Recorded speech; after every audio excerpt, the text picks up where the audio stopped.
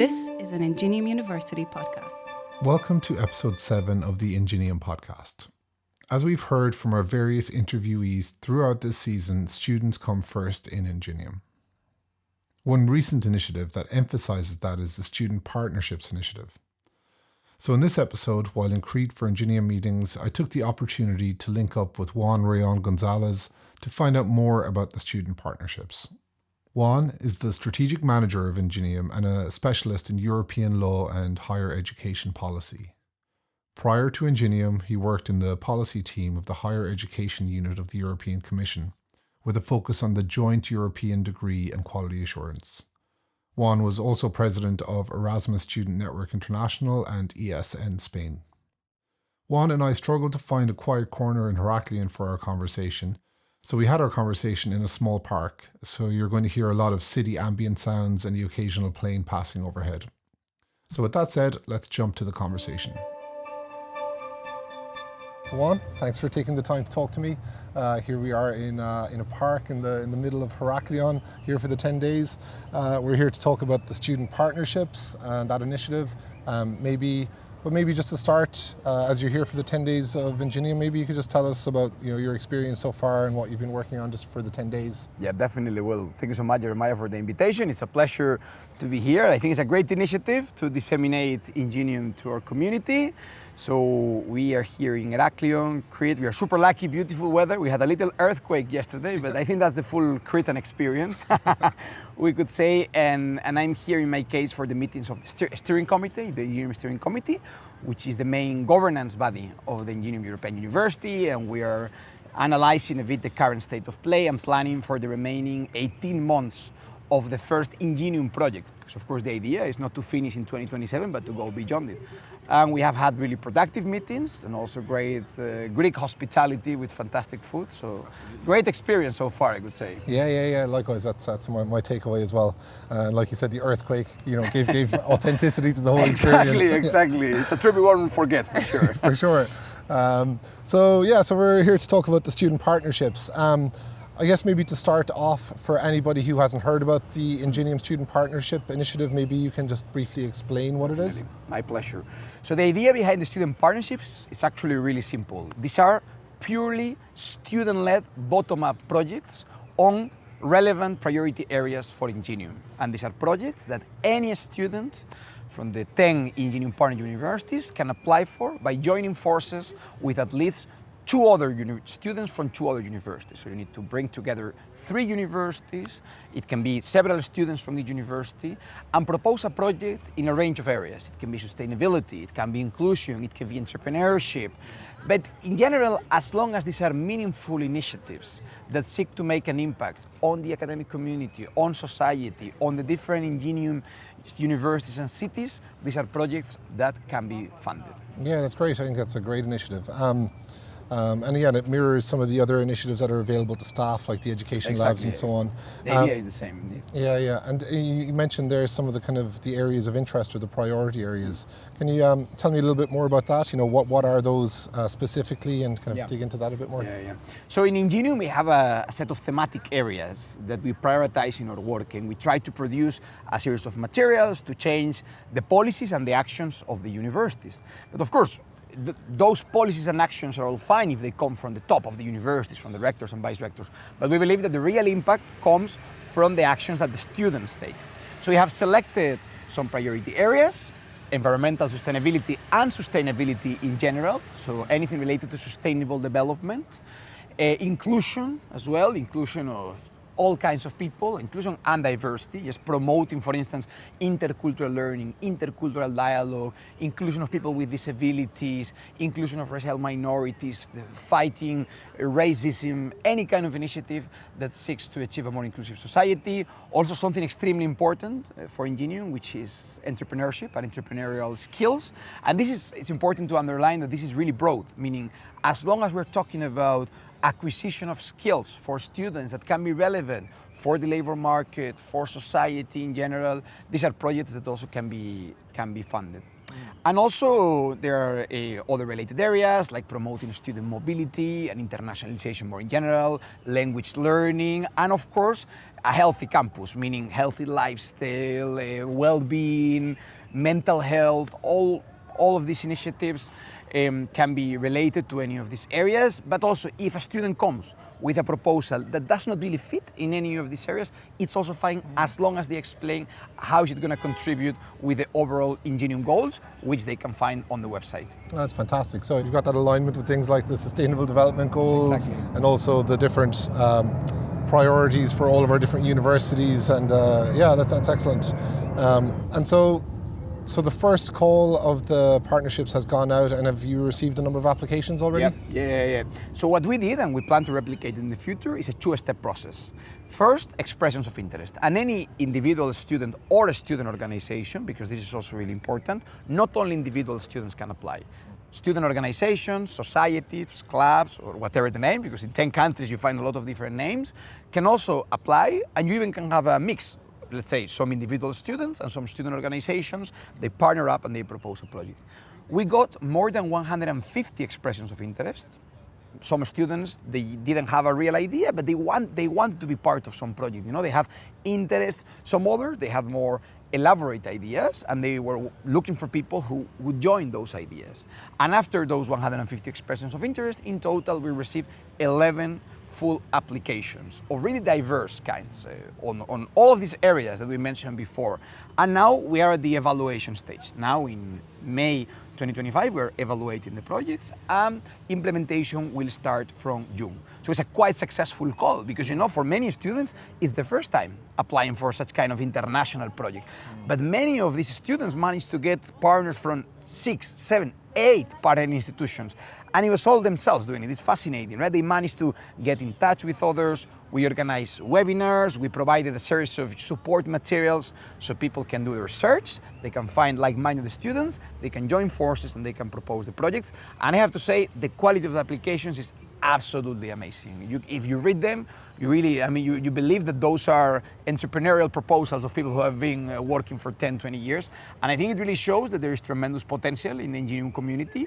And hopefully this can motivate next year and in the years to come, more students to apply for the partnerships. Even for those who might not be successful in this occasion, the amount of learning that happens Absolutely. in like fostering those collaborations, those connections. Exactly. You know, and it's a real good, gives them a sense of like the real world, whether it be in academia or in business or how things work. Yeah, definitely, because if we think about our education today, something that we don't get, even if you are in a classroom sometimes with international students, which is fantastic, you don't really get that experience of collaborating across border, using online tools, you know, like organizing meetings. And these are things that then when you get into the job market, you do all the time, especially if you're in a thriving environment in an international company, or if you want to create your own startup or be involved in academia. So these are really important skills. So just the preparation process of the project is meant to be a learning experience. And we want students to know about that first of all, we can help them preparing the project. And this is something that they are going to have for the future. Many of the project proposals, they want to go beyond this student partnership. They really want to prepare ideas that then they can maybe pitch to companies, or just to also change the policies of their universities. And this is really important to us, you know, that we are initiating something that can go beyond this particular initiative. This is why in this context of European universities, we talk about these initiatives as seed funding, right? We are planting the seeds for future collaboration that can go beyond the length of the project, which will probably be a bit less than 1 year. And I think this is where the real impact lies. Yeah. And I can see particular value, like for certain groups of students who maybe aren't, like I imagine students who are in tech or in business already understand a bit about the startup scene and incubators and things like that, but for other students they might not understand. So this kind of opens their eyes to that. Exactly. I think. Yeah. And the most important thing, that you mentioned something really important, which is this interdisciplinarity dimension, I would say, and we saw this in the applications. What we have in INGENIUM is that we have 10 really different universities. but highly complementary. Because, for instance, in technical university, you have a lot of engineers, but you don't have anyone from the social sciences background. You also have in Ingenium a medical university with a big realm of medical studies. And just to give a couple of examples of this, some students from Medical University of Sofia, they wanted to create a dental ergonomic plate, to help dentists to have all their utensils in a more accessible manner. So they partner up with engineering students and with business students to have a complete proposal that now they can develop through the partnership, hopefully, and then they can maybe pitch, to investors, or they can go to a medical company, or just they can talk to the universities to do the follow-up. So this is really, really important, because anything that you do nowadays has an interdisciplinary dimension. And this is what we want to foster. We want to get people to collaborate, to learn from each other, to explore different fields, and to have a learning experience while they are producing something really impactful. And I guess, this first round of that project, that example that you gave, I guess they can refine it in terms of the feedback they get from you and the evaluation board. Exactly. So if they go out to look for further funding, they've got a much stronger product or a concept. Yeah. Exactly. It's exactly that. We have planned this initiative as a co-creation process, right? So students, they will propose, they have the application, they have the budget, and it will be feedbacked by their Ingenium partner coordinators, by us in the central office to try to improve the project, and then we will also help the implementation, of course. And they are encouraged to take those applications and potentially look for extra funding, maybe reach out to some of the companies that work with the universities, to talk to their municipalities, to talk to whoever, also having that backing of being a funded project by an alliance of 10 European universities. That's fantastic. So for those that have applied, they're still in the evaluation process, right? And so am I right in saying that there's a student board that's part of that evaluation? Yes. Yeah, can you tell us about that? Yeah, exactly. So Ingenium has a student board where students from the 10 universities are represented, and this board is extremely important for the decision-making process in Ingenium. They are part of the Ingenium Alliance Council, which is the rector's body, also of the steering committee, which is the regular decision-making body. And in this particular process, they are co-evaluators of the applications. So each application is evaluated by a member of the steering committee and by a member of the student board. They will carry out their evaluation, following the same model that is normally followed in European projects. They will also give recommendations, as we discussed, so this enhancement perspective, maybe telling the students, look, did you take this into account, or I think that this could even improve further the project. And then, based on that, the Ingenium partner coordinators, looking at how much available funding there is, will decide on the exact funding allocation for each of the projects. Yeah, that's fantastic as well, I think. It's great to have that peer review process, Exactly. It's students reviewing students. Exactly. And then again, that learning experience for those students on the student board to kind of look at the evaluation process from that side, that's so valuable as well. That's great. So the first round has kind of has opened up, and you've got the applications. Will there be more in the future? And if so, if I'm a student wanting to get involved in this, like, who do I reach out to? I think you mentioned earlier I can be an individual student or an organization. Can you tell me a bit about that? Yeah, so indeed the idea is to turn this into a regular initiative that happens once a year.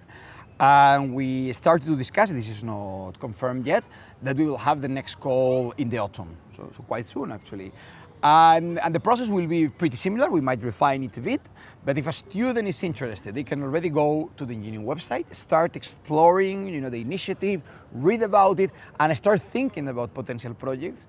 And then we will definitely publicize the call as much as possible throughout all the Ingenium channels, the website, Instagram, LinkedIn. We have also an Ingenium student network group on LinkedIn that the students can also join, so I encourage them to do that, to find opportunities and to start thinking about potential partners. And hopefully, if there is available funding, this is something that we can do every year, because, it's such a great opportunity, and we really want to see what our students can do in terms of social impact, in terms of innovation. But mainly what we want to do is to build this sense of an Ingenium student community. We want, just like staff is starting to have opportunities to connect, we mainly want the students to have real bottom-up opportunities to partner up, to make an impact, to pursue their projects, and to have great learning experiences on the way. And some students are just fantastic at this collaboration already. They're already clued in and networked and connected with people, especially the ones who've come to events like the 10 Days of Ingenium. But maybe for some students who have a really good idea and aren't as clued in or as good at finding partners, what suggestions might you have for them? Yeah, so we can help in as many ways as needed. We started to do this time these webinars to promote the initiative. So these are pitching webinars where students can prepare a very simple presentation with their idea, present it in front of everybody, and naturally people will see it and they will contact them, and this is something that happened. Many people had an idea this time, but they didn't have the partners yet. Thanks to this session, they managed to connect with others. Also, some others, maybe they were thinking about an idea, but they were not so sure. They contacted us, we had a call, and we tried to guide them, and then they managed to put together great ideas. We also have, through the expressions of interest, this possibility of publicizing your idea and then, promote it among other people so they can contact you. And the INGENIUM communication channels are also there, the INGENIUM LinkedIn group. So there are many ways in which these ideas can be promoted. The important thing is that if you feel motivated by the INGENIUM student partnerships, you should go after it. You should contact us, you should start thinking about it, because everybody who wanted to create something in the end managed to do it, or to join forces with others to join an existing project. And this is really encouraging. This is a really flexible and bottom-up initiative where the most important thing is to try to give opportunities to as many students as possible to have an impact. So everybody who wants to join is welcome to join in as many ways as possible. Yeah, and I can imagine for those successful students, when they graduate and they go off out looking for jobs, going out to industry, talking about a project and explaining this process is such a valuable thing for them. And you kind of touched on this briefly, but maybe just kind of towards the end, what are the supports that are offered to the students on these initiatives? You kind of hinted at it a little bit a while ago, but I guess there's the funding is the primary support, but in terms of mentorship and things like that? Yeah, so we have different levels of support, both at the application stage, and then we're also planning for the implementation stage. At the application stage, as I said, they can use the expression of interest. They can join these webinars where we also explain, we did 2 types of webinars. Explanatory webinars to tell them everything about the initiative, what is expected from them, like some advice on how to put together the application. And then this kind of matchmaking, the partnership creation webinars, where the focus was on finding the partners, connecting the students between themselves.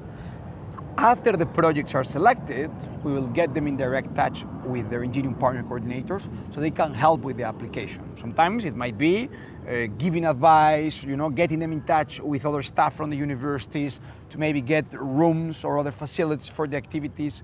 Some other times might be, getting a letter signed, a support letter, so they can go to an external stakeholder and initiate that collaboration. So we are very much willing to give, let's say, in-demand support. Whatever they need, we want to work with those students to implement these projects, because we see them as real INGENIUM projects, that belong to the whole INGENIUM community, and they're implemented by students. So this co-creation model is what matters, that we work together because this will benefit the students, but also INGENIUM as a whole. Like many of these projects, for instance, just to cite some examples, we have proposals on things like financial literacy, intercultural learning, well-being.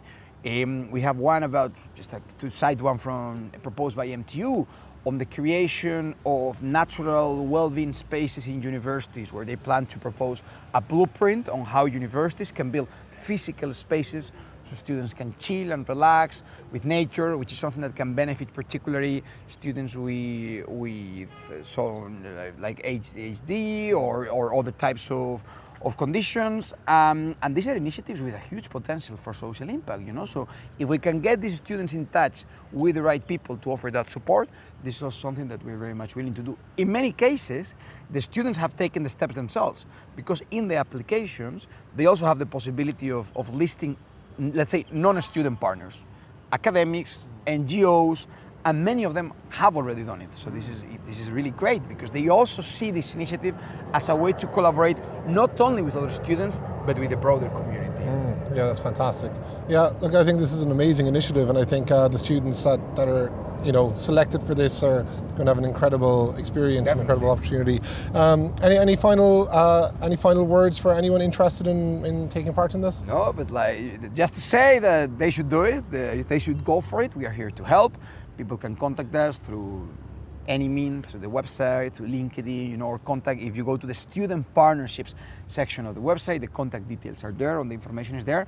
And just to also reinforce the idea that in INGENIUM we want to operate in a bottom-up way. If students or anyone in the INGENIUM community have any other ideas of things we can do as an alliance, we are really happy to hear them, right? Because this is how we also grow and improve as a European university, by listening to the community, by exploring initiatives that may exist in one of the universities and see how we can streamline them.